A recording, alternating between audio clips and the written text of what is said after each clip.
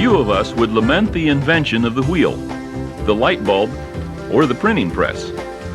It was this invention, after all, that led to the Reformation and to Conrad Grebel baptizing George Blaurock, which got Mennonites to where we are today, trying to get together after several hundred years of separation. But whether getting used to the idea of a wheel or unifying our missions endeavors, change, even good change, is difficult. Change means, well, change. It's disruptive. It causes uncertainty. Yet when it's done, it's not uncommon to feel we are better off. Today, we live in the midst of the most rapid and far-reaching changes in human history. Driven by technological innovations and the selling power of media, the pace of change has become so fast that it creates a blur in our memories. Yet, with change come great opportunities. It is this rapid change and the cold touch of impersonal technologies that is creating some of the greatest opportunities for Christian mission. The religions of science and consumerism have failed to meet the deep spiritual needs of the present generation. As a result, people are hungry for a spiritual encounter with the divine. 8 out of 10 people claim they are searching for answers to their spiritual questions. Yet most will not find these answers in traditional sacred environments. The church, many feel, has become too irrelevant to meet today's needs, to answer today's hard questions. We, too, as a community of Mennonite believers, are facing hard questions as we look at unifying our missions endeavors.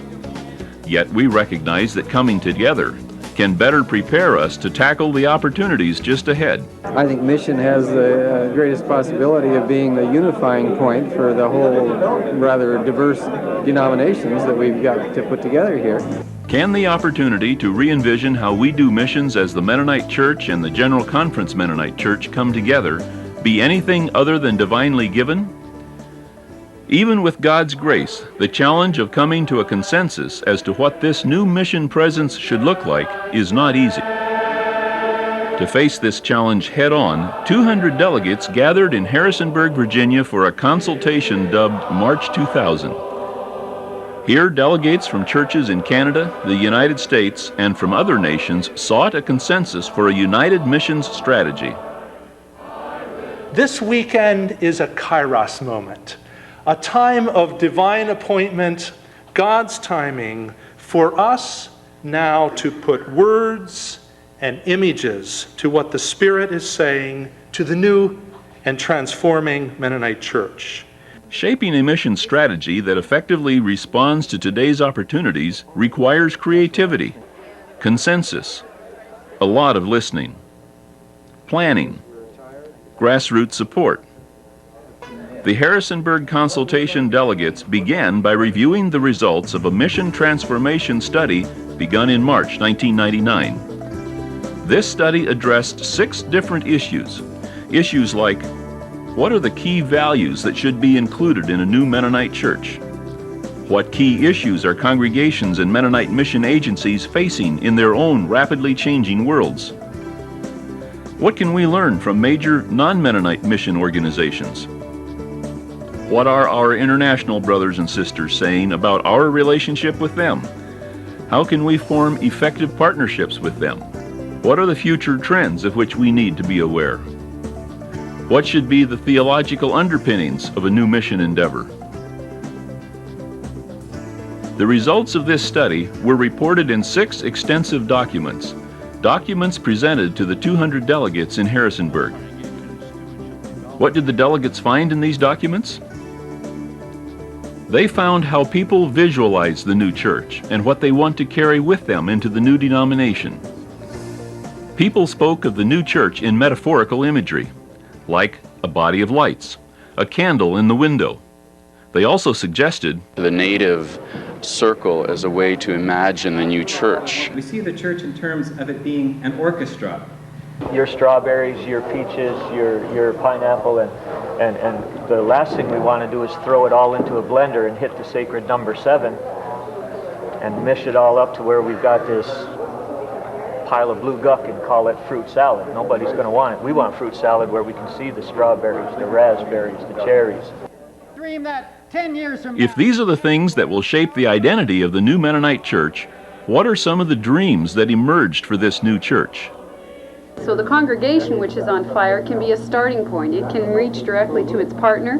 It can reach to MCC for a different project. It has connections with other potential mission agencies. And to the conference. We're up to the conference as well.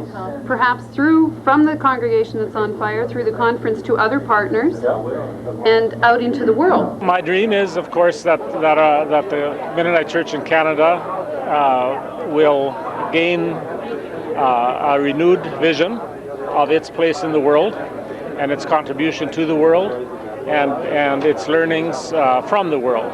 Gladys Mina described herself as a missionary from Kenya who's pastoring a predominantly white congregation in Indiana. I think that is part of this emerging context for North America that isn't addressed here. Promoting a biblical and theological understanding of mission that keeps word and deed together, allowing evangelism and peace and justice to present a seamless gospel. Some dreamed of It's a framework to work in theologically, biblically, and but it also gives us the freedom to flesh it out, filter our cultural paradigms through the cross, and be able to minister effectively to our people. I would like to see that we take into consideration rapid world change.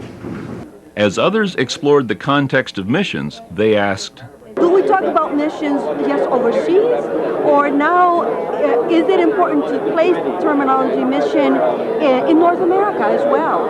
Conferences and church-wide agencies need to enable congregations to be about their vision. The delegates also pointed out some of the challenges that missions of the new Mennonite Church will face. One of the contexts that we're dealing with is the widening gap between the rich and poor all around the world. As people who come from a context of being dispossessed and being the poor in our own land, one of the things we recognize is there's a ministry of working with the wealthy, those who suffer under the burden of wealth. So the fact that we aren't educating ourselves to be in an inter-religious dialogue as we do mission is really vital, especially when we talk about groups that still need to respond to the gospel. There's a growing awareness that we must listen to our partners around the world. We are drawing a new way of doing partnership. People are, even in our postmodern era, they are not setting aside their spiritual hunger. And they're looking in many places, and for them to discover authentically who Jesus is, the real Jesus, can really meet that spiritual need. Even among indigenous people, there are great diversity in the different cultural regions. Worship formed a central touchstone throughout the week. Will you join me? Amazing and grace, how sweet the sound that saved a wretch like me.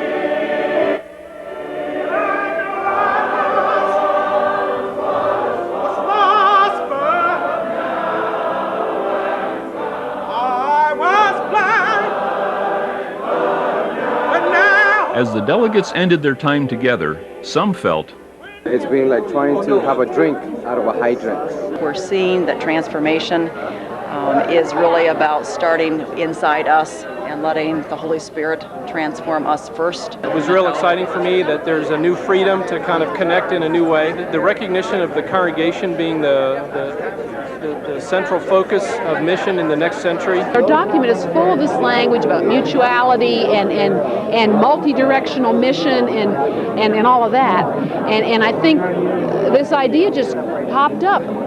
Maybe we can't do that unless we're really willing to do something really dramatically different structurally. We're sensing a stronger affirmation than a few years back for leadership in the mission enterprise, even as we're stressing the congregation as the central place of mission.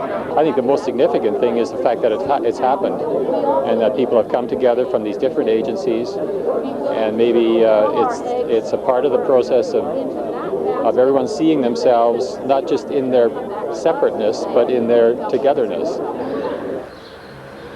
The findings from this consultation were carried to a retreat in Chicago. So I think what we're saying is the same thing. Here the information and consensus gathered in Harrisonburg were reviewed. The results of a study assessing the finances, programs, people, and organizational cultures of the existing mission agencies were also brought into the discussion. A recommended plan of action for implementing a united mission response for the new denomination emerged for testing with the churches. We have a good thing. We have many things valuable that the world cry out for. Then breathe on me, breath of God.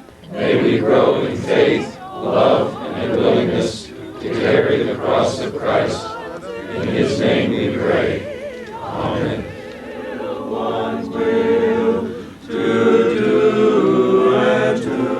This is truly a Kairos moment for our Mennonite Church. God is doing wonderful things as we've come together and begun to dream about what He's calling us to become and how to participate in His mission for our church. I invite you to make this a Kairos moment in your own congregation and ask for your participation in helping us to build this future. The journey of transformation continues. Now it's your turn to enter the on-ramp. You can do that by reviewing the documents that accompany this video report. Don't be a spectator on the roadside. Jump on board and help determine where this journey ends. The doors are open. You are being welcomed in. Remember, the body needs you to put words and images to what the Spirit is saying to the new and transforming Mennonite Church.